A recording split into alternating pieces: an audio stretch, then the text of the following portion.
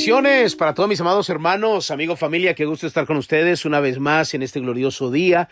Dios nos ha permitido el poder disfrutarlo, el poder saber que hay una misericordia que ha sido renovada por ese amor que Dios tiene para con nosotros. Yo creo que es razón suficiente para que usted y yo estemos agradecidos y tengamos la actitud correcta de levantarnos en victoria, de poder darle gracias a Dios por este maravilloso milagro. Padre amado, yo te doy muchas gracias, bendito Dios, porque de una o de otra manera tú nos haces llegar el mensaje del propósito eterno que tienes para cada uno de nosotros.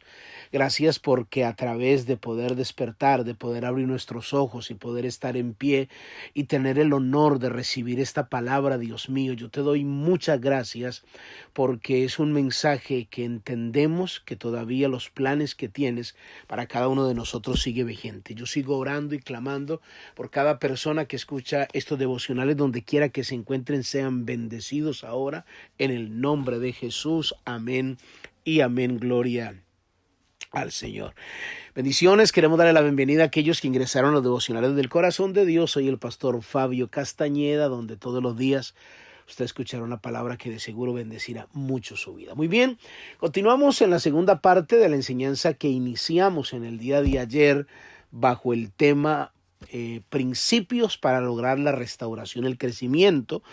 Como base bíblica hemos usado Isaías 48 del 17 al 18. Escuche lo que dice la palabra. Así ha dicho Jehová, Redentor tuyo, el Santo de Israel. Yo soy Jehová tu Dios, que te enseña provechosamente, que te encamina por el camino que debes de seguir. Versículo 18. Si hubieras atendido a mis mandamientos, fuera entonces tu paz como río y tu justicia como las ondas del mar.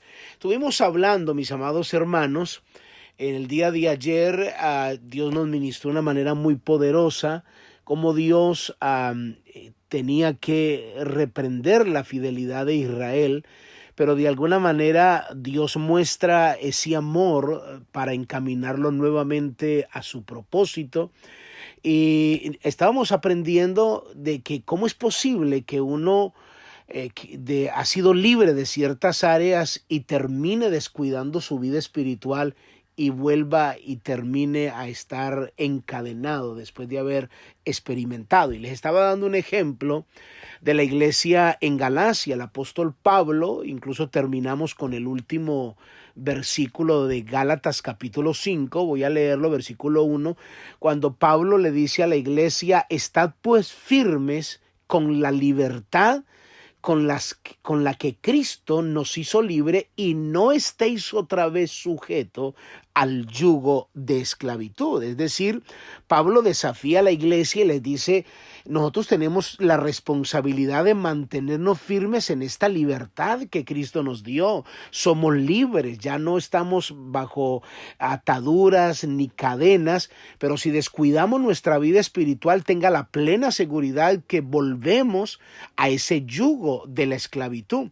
Entonces, lo que pasa es que en la iglesia llegó un momento que se infiltraron falsos maestros y comenzaron a que ellos comenzaran a tener prácticas que no tenían que ver nada con la libertad del evangelio, sino como con legalismos, con tradiciones de hombres, con imposición de hombres, como era la circuncisión. Se entiende que bíblicamente la circuncisión era una señal en el Antiguo Testamento, como una señal del sello de Dios.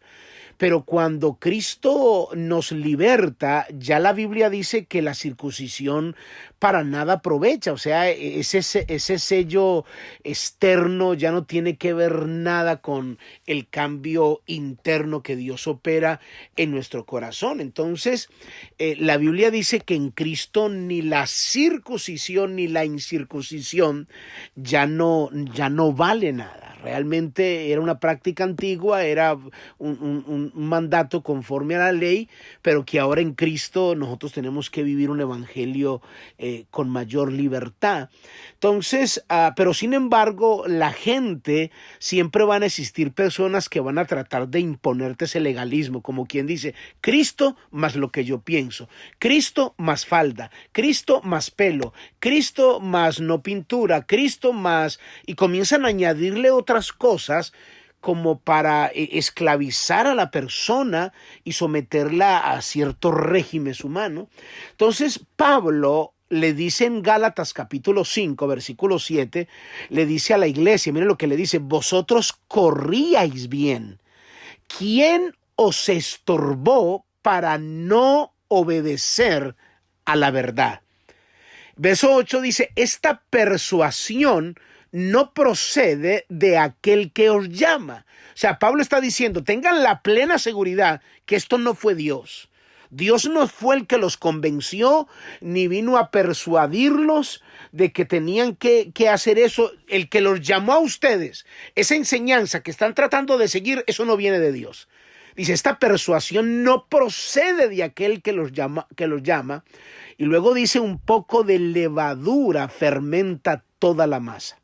Y luego Pablo dice algo extraordinario en el versículo 10, yo confío respecto de vosotros en el Señor, que no pensaréis de otro modo, pero el que os perturba llevará la sentencia donde quiera que sea. Es que tenemos que reconocer que se levantarán en estos tiempos personas que van a perturbar la fe de muchas personas, porque le van a añadir muchos conceptos humanos, le van a tratar de enseñar un evangelio que no es escritural, que es más tradicional, que tiene que ver con prácticas externas, que en realidad, o signos externos que no cambian el interior del ser humano. Entonces, el ser humano es muy dado a seguir la religiosidad, porque es más fácil ser religioso que ser un verdadero creyente, que ser un verdadero discípulo. Porque un discípulo el que es verdadero discípulo tiene que renunciar. El verdadero discípulo no vive por lo que piensa, ni por su cosmovisión, ni lo que considera, sino por lo que su maestro enseña, por lo que su maestro dice. Así le toque hacer renunciamientos, o permítame usar este término, o desintoxicarse de enseñanzas que quizás pudieran haber sido muy lindas, pero no son escriturales. Y eso es lo que pasa con la religiosidad, que la gente dice, es que tenemos que hacer esto, es que tenemos que hacer aquello. Imagínense que sorprendió tanto cuando el Espíritu Santo vino sobre los gentiles, que tuvieron que reunirse el concilio.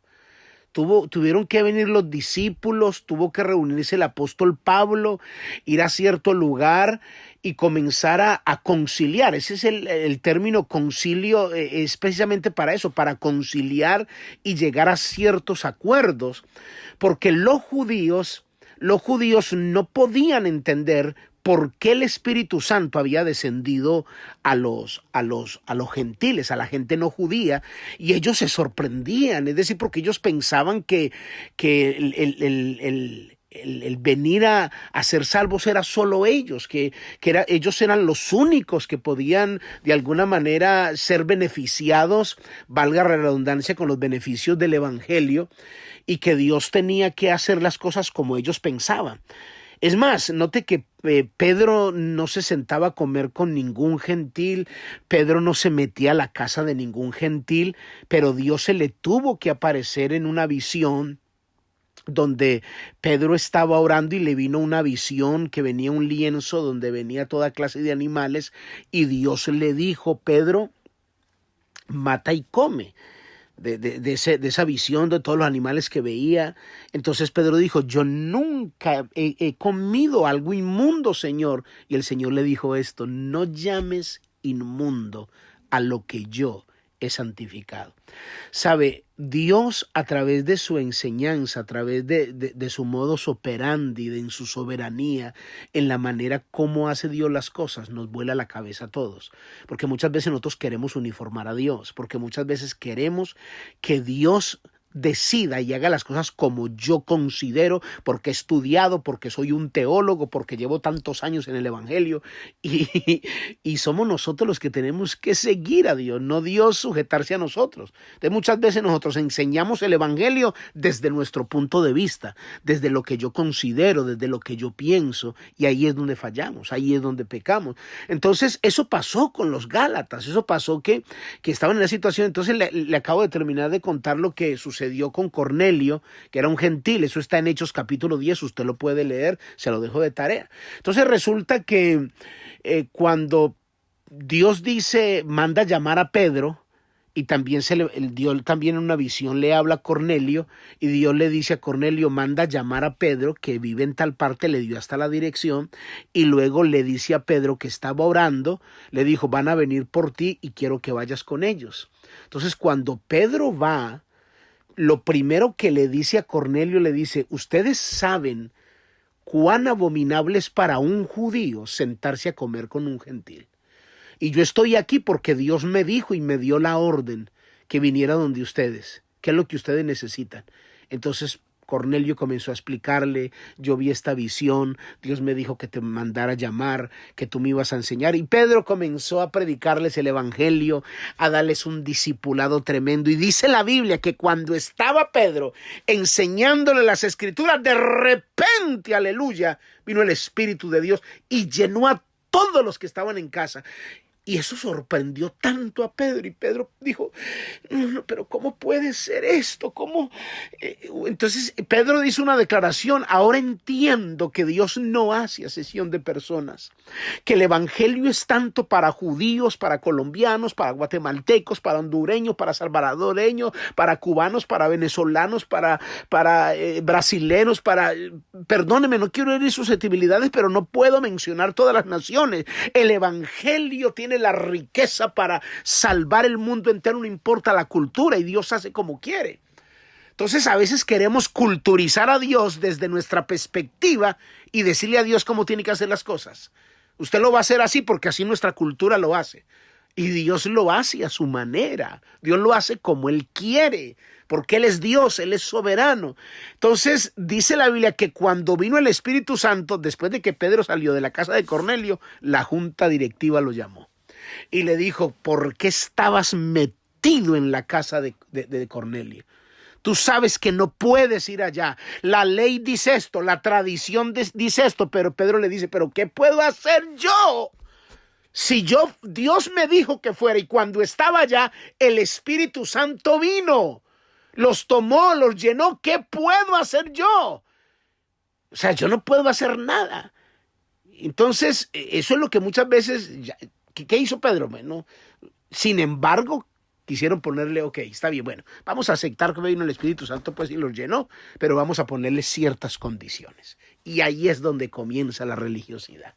Mis amados hermanos, Dios quiere que vivamos un evangelio libre, así que no te dejes encadenar por tradiciones de hombres. Así que continuamos en el día de mañana. Medita en esta palabra. Padre, yo te doy muchas gracias en el nombre de Jesús. Amén y amén. Muy bien, mis amados hermanos, amigos, familia, cuídese mucho. Bendiciones. Bye bye.